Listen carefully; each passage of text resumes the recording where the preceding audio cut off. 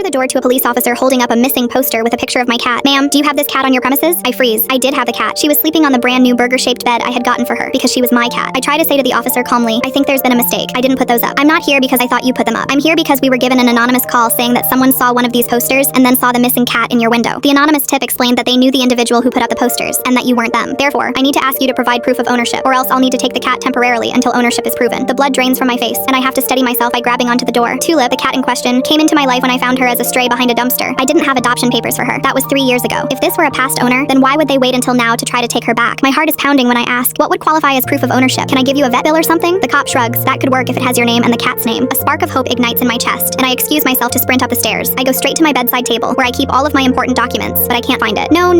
I never lose things. Everything in my home has a place. It has to. I can't help it. I was diagnosed with OCD at a young age, and I feel as if little needles are stabbing me up and down my spine when things are out of order. And yet, Tulip's paperwork was not where it was supposed to be. My heart is pounding too fast, and I start to worry if I'm about to have an episode. Just then, Tuplid rubs against my leg, purring. Ever since moving to an area where I was alone, without friends or family, Tulip has been there to help calm me back down. Something about the vibrations of her purring brings me back to reality, and she has saved me from countless bad episodes. I reach down and pet her, take a deep breath, and then head back downstairs. I force a big smile and ask, it's taking me a minute to find the paperwork. Would you like to come in for a minute while I look? The cop shook his head. I can't spend forever waiting. Please, I swear I have proof. I just need a minute. I have coffee and donuts? The cop narrows his eyes at me. I chuckle awkwardly. Too cliche, but he ends up agreeing anyway. While he's sitting at my kitchen table, I race back up the stairs and frantically begin to tear my room apart. That horrible feeling rakes at the back of my brain, but I do everything to ignore it. I had to find proof. I couldn't let him take away Tulip. I quickly emailed the vet office asking for copies, but got an automated response telling me that the office was closed for the next few days due to building repairs. I groaned. Then I remembered Tulip's vest. Since I was renting a townhome that didn't allow pets, I had to get Tulip certified as an emotional support animal and bought her a name tag and vest. I rushed to the linen closet and froze stiff before even opening it. The carpet in front of the door looked wrong. I always swiped my feet side to side a couple of times in front of the door to even out the carpet, but here I was looking down at a clear impression, showing where someone stood in front of the door. Then, when I opened the door, Tulip's leash and vest were missing. I felt a cold wave of terror pass over me as I realized what was happening. Not only did someone put up fake posters, but they also broke into my home to steal any proof I had that I owned Tulip. I was shaking. I didn't have time because I was sure the cop downstairs was getting impatient. I started to see stars this time. Again, Tulip senses I need help, and this time I pick her up and hold her close. I moved to a new city to get away from an abusive home. I felt alone and lost until I found her. The cop called up from downstairs asking for me. I had tears in my eyes, but told myself I had to focus. Maybe I could still convince him that Tulip was my family. But when I got to the bottom of the steps, I was distracted by 3 sandwich baggies lying on the kitchen table. Their contents included a flathead screwdriver, a piece of red fabric, and a business card. Before I could ask what was with the stuff, the cop asked me, your home is too weirdly clean and neat to have a ripped screen and muddy fingerprints on the edge of the windowsill. Obviously someone broke in. Any idea who would and why? My jaw dropped. I looked back down at the items. The screwdriver that ripped through the screen was owned by the same person who always wore a red jacket, and from her ripped jacket pocket, a scrap piece of fabric and one of her business cards fell out. It was the one person in the world who had a problem with Tulip, my landlord, Mrs. Baker. She came up with this plan to get her hands on Tulip. After an investigation, emails were found on her laptop where she told a shelter 2 counties over that she had a very sick cat she wanted to be put down humanely. Tulip and I moved shortly after her arrest.